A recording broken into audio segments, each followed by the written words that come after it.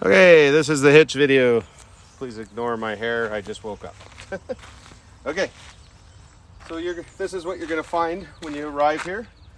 So you're going to back up close enough that this is a little bit easier. Sometimes these sway bars will fall out, so make sure there's no gravel on them. There's grease, so you'd want to wipe it off with a piece of paper or something. But they fall out, they just pop back in, but they shouldn't fall out. So you're going to lift this. It's a little heavy. It's not too bad. You're going to insert that into your receiver. Then you're going to take your pin. This is important. Line up the hole.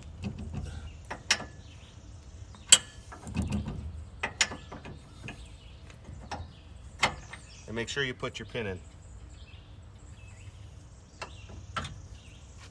Make sure the bars are wide enough so when you back up, you don't hit anything.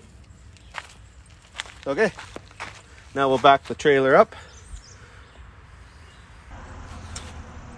So two real important things. Number one is that your coupler is open. Okay, so that's closed. Up like that is open. We use this to hold it in the open position. Okay, and that when you have your ball, you don't want to be too far back. It could actually stop this coupler from locking. So it's best to either be just a tiny bit ahead of this. So when the trailer goes on, it kind of rolls onto it. So what we're going to do now is we're going to lower it onto the ball. See how it's kind of rolling onto the thing? Now we're going to watch and lower it till we see it start pushing down on our vehicle. So right there. Okay, done. So it's pushing down the vehicle. We stop that for now. Most important step, make sure that's locked. Make sure this is in there and locked as well. Okay, now we're good.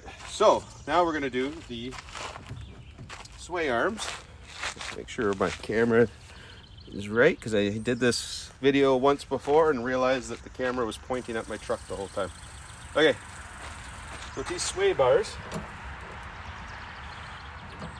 count 5 or 6. 1, 2, 3, 4, 5. If you can get the 6th one, go ahead. If not, 5 is plenty. It's just tighter the better. So you're going to want to have it like that. And you'll see this, there's a little hook on the inside.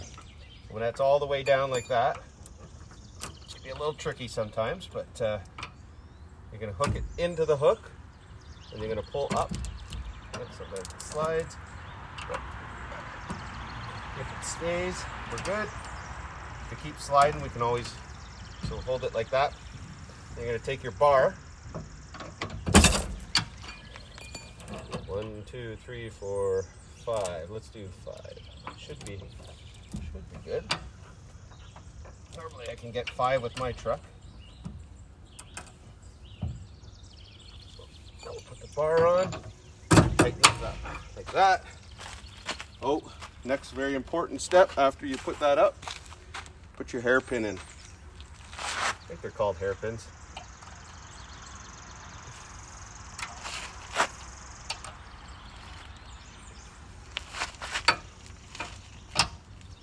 All right, hairpin's in. And we're going to come to the other side. Do the exact same thing. 1, 2, 3, 4, 5. Let's try 6. Let's see if we can get 6. Like I said, the tighter the better. Yeah, 6 is good. So that's up. It's now nice and tight. Hairpin in. Okay. Now we'll do the chains. You got to always make sure the chains are crossed. Now you notice this chain has a wire threaded through it. That's for your emergency brake cable, which comes down here, right? Make sure there's a bit of slack here. The idea of this is if the trailer comes disconnected, these chains will pull this out and your emergency brakes will come on the trailer. So you want to make sure it's not too tight because you don't want them coming on if you don't want them to. Okay, so chains are crossed. That's important. And we got slack in this wire, so we're good. So now we got our weight distribution bars tight. We've got the hairpins in, rings pinned up and chained. Now we'll raise this all the way.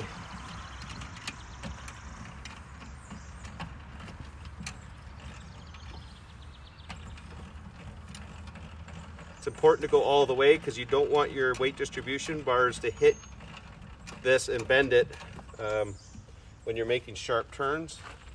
Now if you're not using our brake controller, which is also mounted here, you just kind of ignore it. You're going to plug your trailer into your 7-way. Okay, now we also have this is called a anti-sway friction device. All right, so it'll probably already be loose for you. That end goes on there. This end goes here. You've got 2 pins. This pin goes here.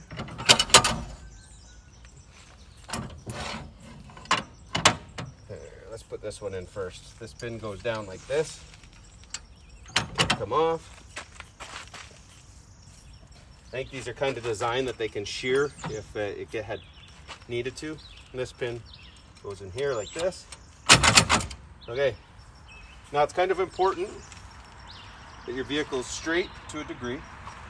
And what we're going to do is we're going to tighten this until we start feeling it get just a little bit tight. Like really, once you even feel just a little bit of tension, you're going to go 1/2 crank. Now I find that sometimes is even too much. So if you ever want to test it, if I can move this easily, it's not tight enough. If it's too tight, you'll probably know it, but you just want to go again. We'll take it off. It's hard to show this on a video because you kind of got to get a feel for it.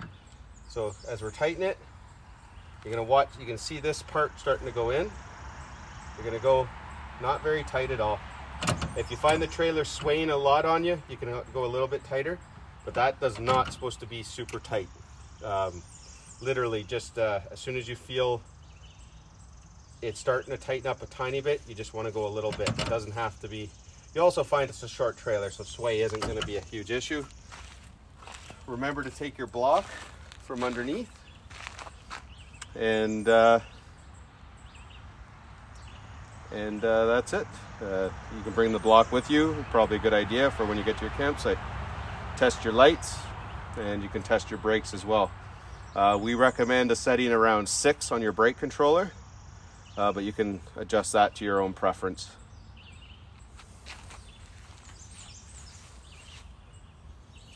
All right, so now let's say we've gotten to our campsite and we're ready to disconnect. It's just the opposite. Before you back into your campsite, I highly recommend removing the weight distribution.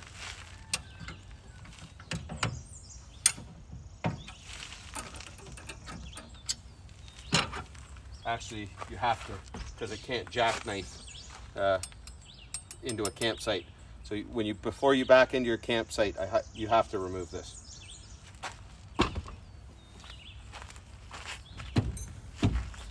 Okay, next step, put your block underneath and crank her down.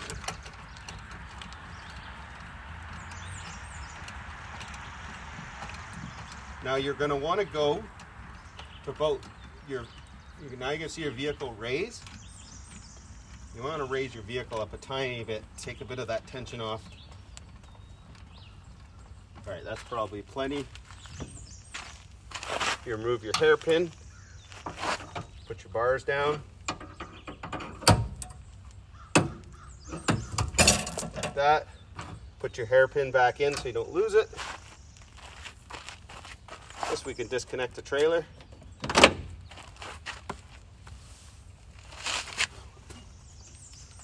Take this one down. Put your hairpin back in so we don't lose it. Put this either in your toolbox or somewhere safe. We will Undo the coupler.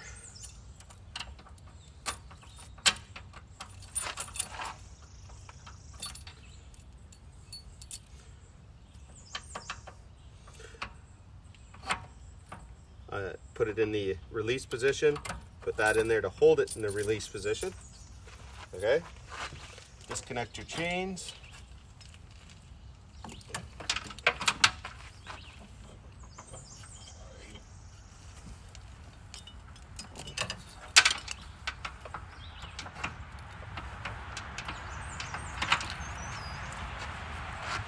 And raise it till it comes off the ball.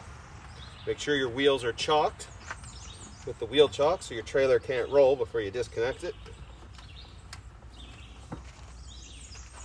And usually what I do is I just pull away.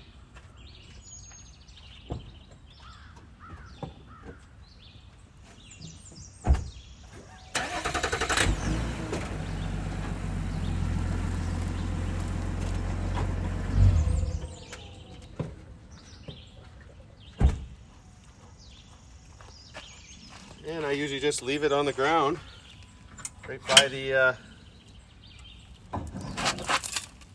just like that.